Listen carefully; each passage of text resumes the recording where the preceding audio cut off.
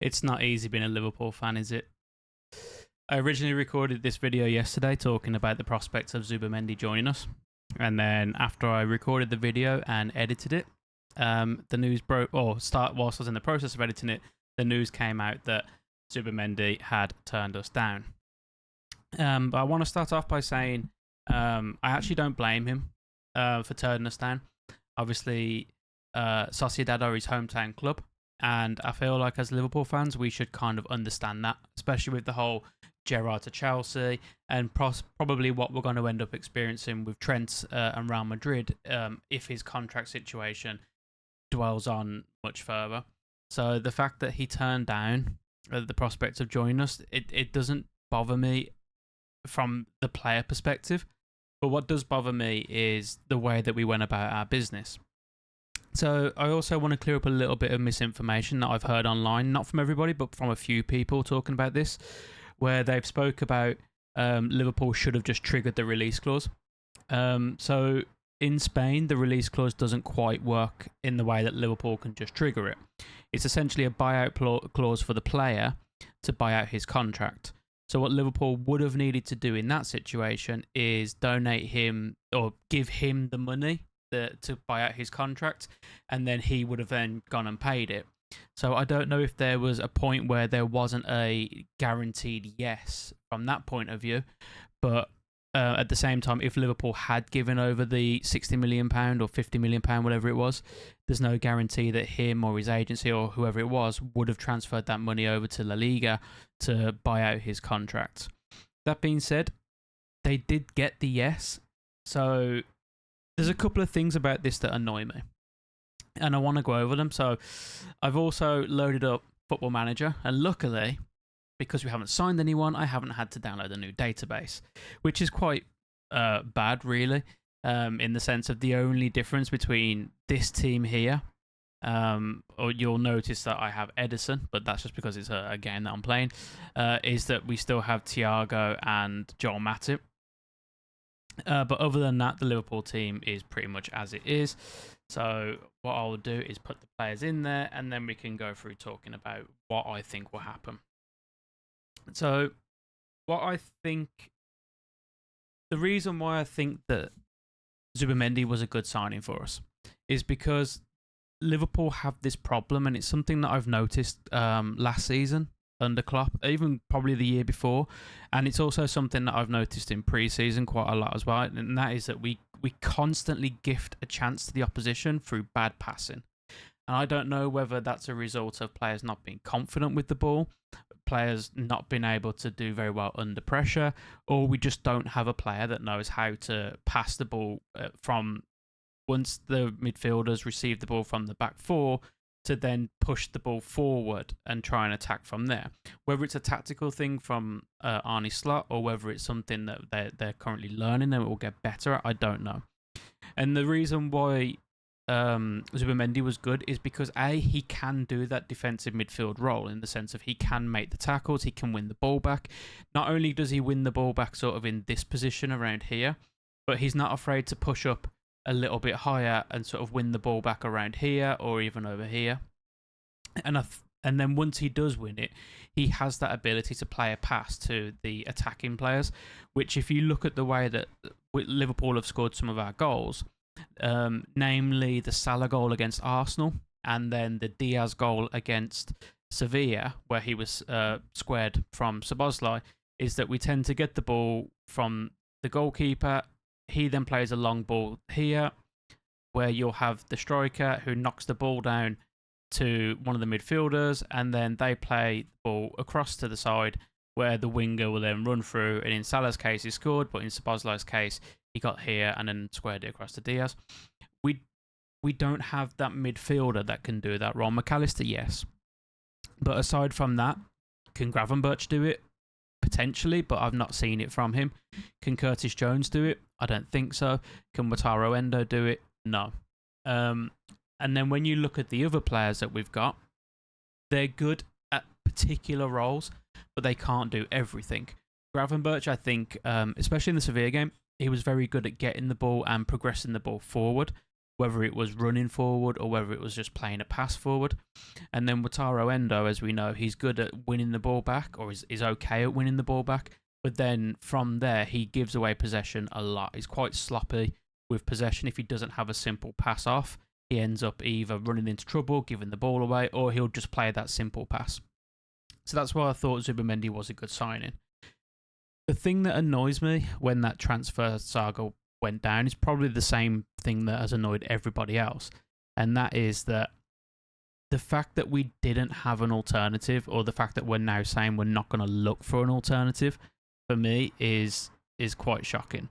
It's quite bad. It's like when you look at squad depth for this particular role here, where I've got Gravenberch, I've essentially created the tactic as best as I can in Football Manager to what Arne Slot would play.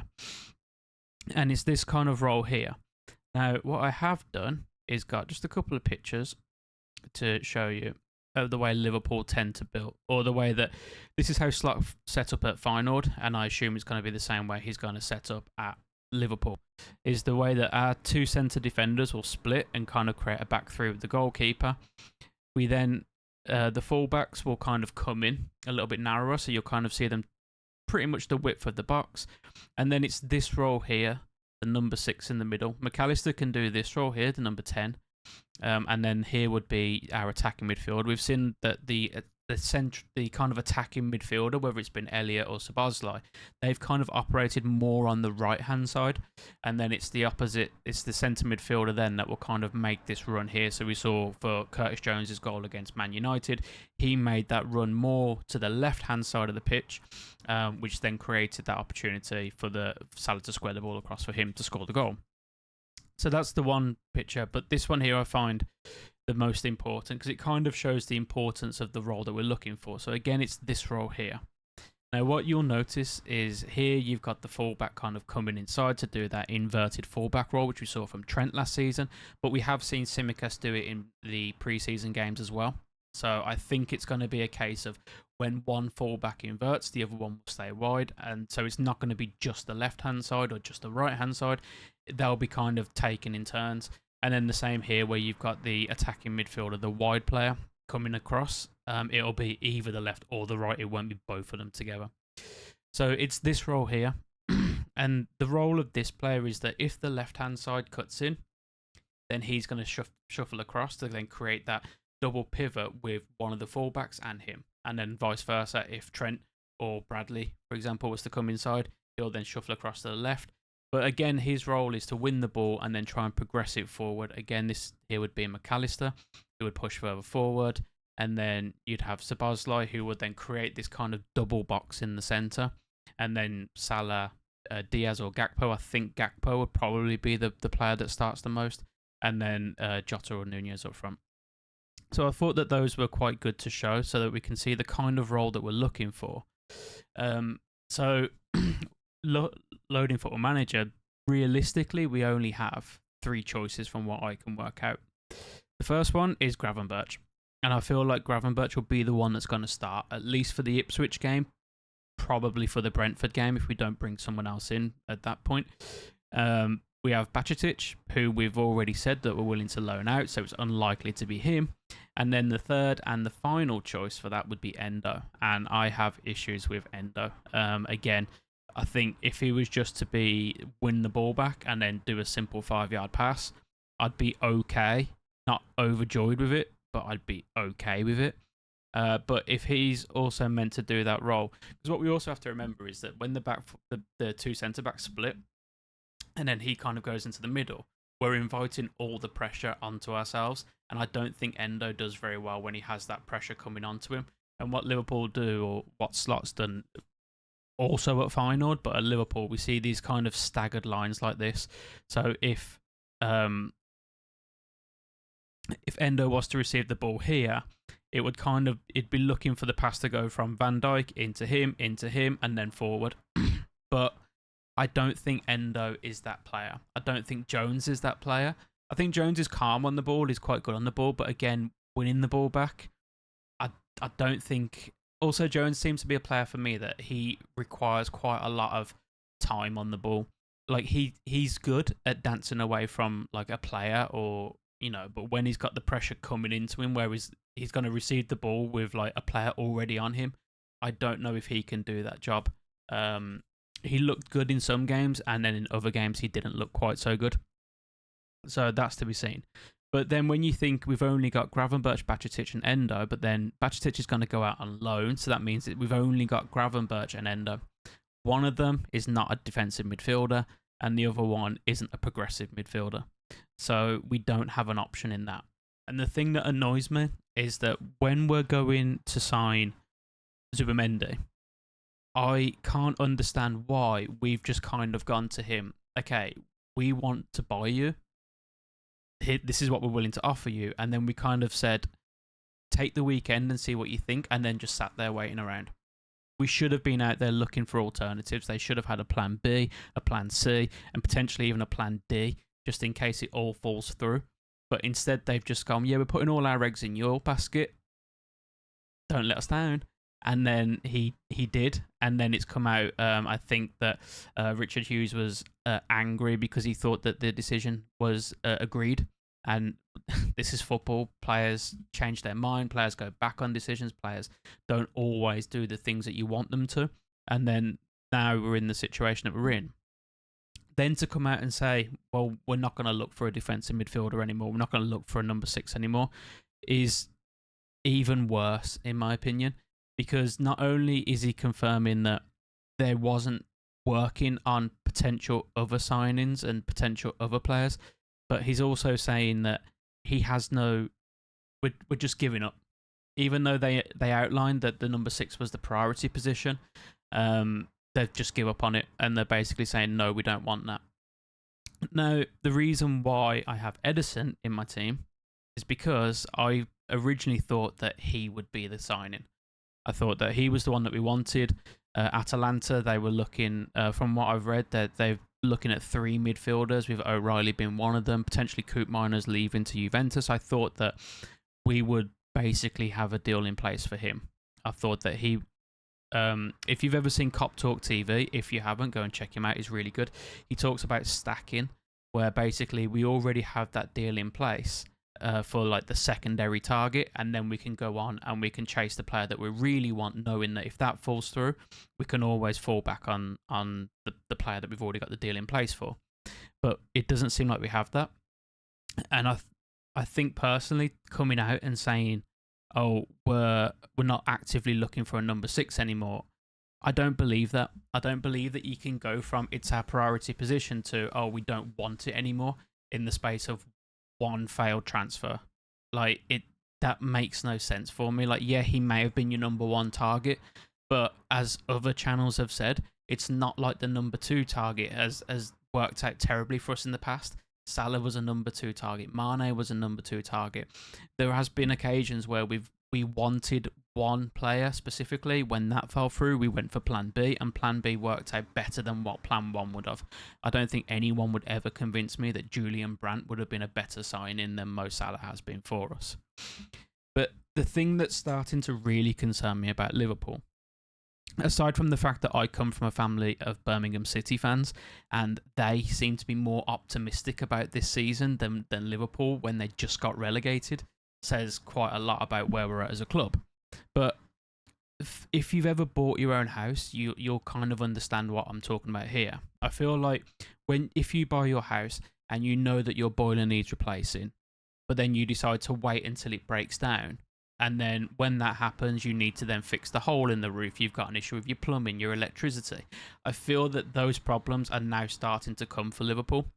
So obviously we can talk about the 3 contracts. So we know that Trent, we know that Salah, and we know that Van Dijk, all of their contracts are up at the end of the season, which obviously is not ideal, because even though the contracts are up at the end of the season, it means that they can discuss a new contract with other clubs in January.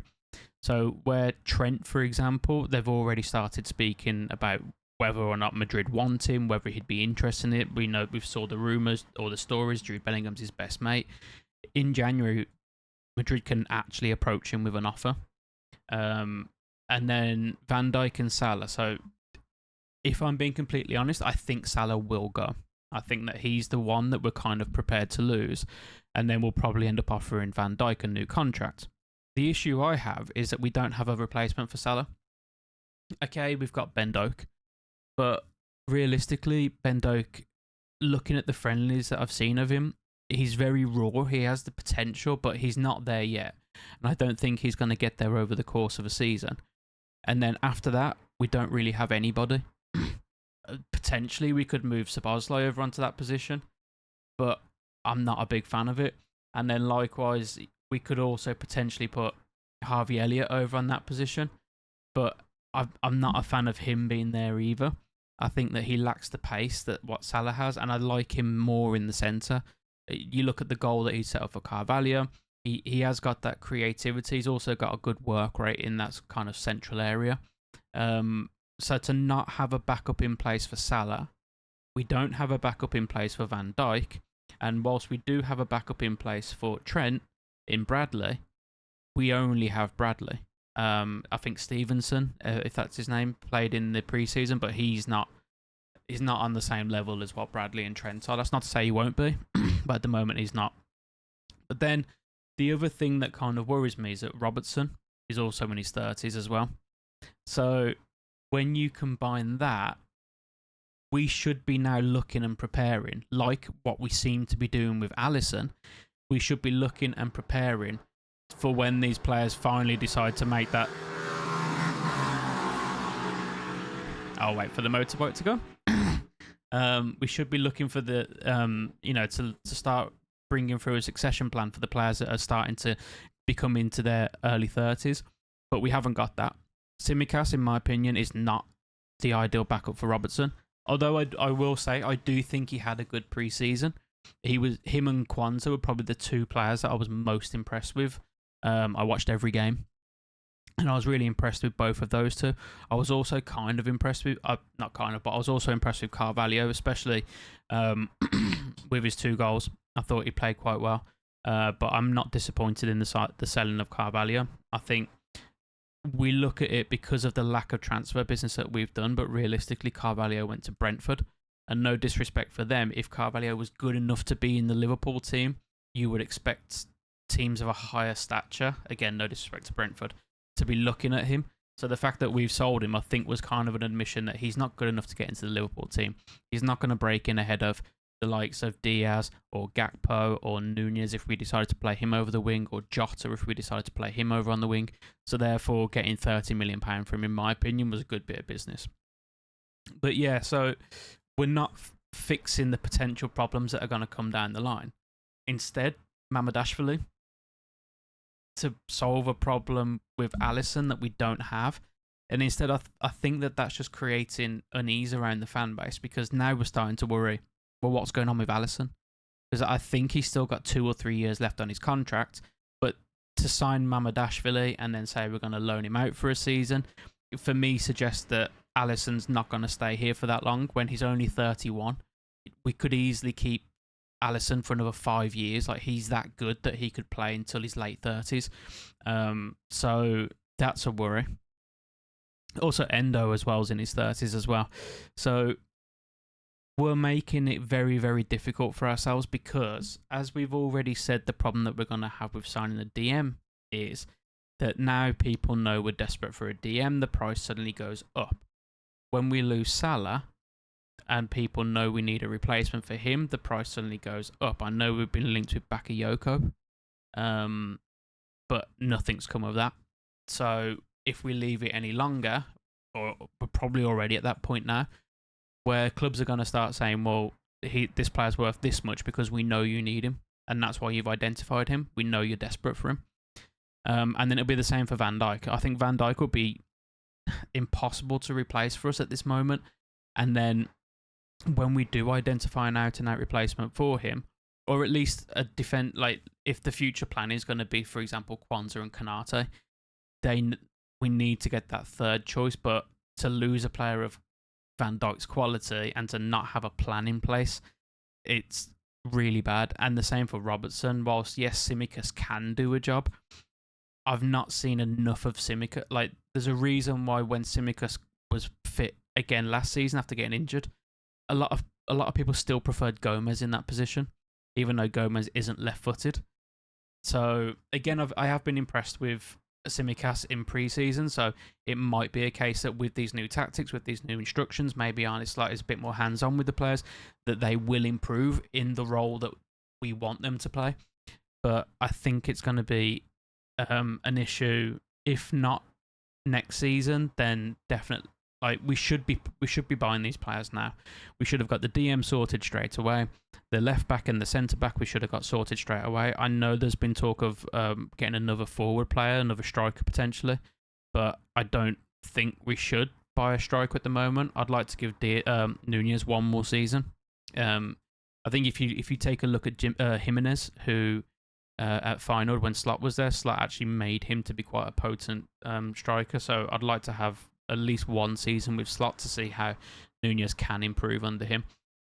On the left-hand side, if we do sell Diaz, I know we've been linked with Gordon, but I think that selling Diaz is just creating a problem for ourselves, because if we sell Diaz, there's no guarantee Newcastle are going to accept an offer for Gordon, and even if we do, they're going to say, well, we know you now need a left winger, we know you've just received £70 million or whatever it's going to be. They can then start charging money for Gordon that we realistically, FSG aren't going to want to pay. So I'm actually quite concerned about the future of the club, because if we don't make these 3 signings this season, we're going to need to make at least 5 signings next season. And what's going to happen is, as our need for these signings increases, so does the valuation of those players increase as well, which means then that we go from paying finding good players. So for example, Zubimendi at 50 million, I think that would have been a good fee to pay for a player of his ability, bearing in mind he won the Euros with Spain, so I think that would have been a good signing. But now we're going to end up paying top tier to get a defensive midfielder if we wanted to bring one in now, which I think is kind of the reason why it's been released now, saying that we're not looking for one anymore. But it's one of the worst negotiating tactics that I've seen, because as soon as you go in for a defensive midfielder, the agent or the club or whoever's going to say, well, now we know you do want him, so therefore this is the price. So yeah, but yeah, I also don't understand the Mamardashvili signing from a different perspective. If they are succession planning for Alisson, why is Kelleher not good enough? Like, I know Kelleher wants to play first team football, but if, for example, they're planning on loaning Mamardashvili out this season with a view to him potentially becoming the number 1 next season, surely Kelleher would be okay to hang around for one more year to get that number 1 spot, unless they're saying that they don't think Kelleher's good enough, which, again, potentially, maybe. But yeah, I do think we will make a signing in the summer. My worry is that signing will be Mamardashvili, and then we'll call it job done. And we will end up having this same problem that we had with Klopp when we loaned Artemella. And that is that we will panic in January, we will make a rash decision, or we'll overpay for a player. And we could have had this sorted out a lot sooner. But yeah, anyway, so this has been my first video. I wanted to do a bit more of a deep dive on Zubimendi, but obviously that's not going to work out. So if you enjoyed the video, drop a like. If you've got any comments that you'd like to make, or if you disagree with anything that I've said, drop a comment. I'll try and respond to every single one of them. And yeah, let me know if there's anything that you'd like to see more from on the channel, whether you want to see more of these kind of deep dives into tactics and what we want to do going forward, or talk about transfers. I want to do a video about Arne Slot's tactic more in depth based on what I've seen in the pre-season games. So yeah, there'll be more videos coming out soon. So welcome to the channel. I hope you enjoyed the video, and I'll speak to you all soon. Take care.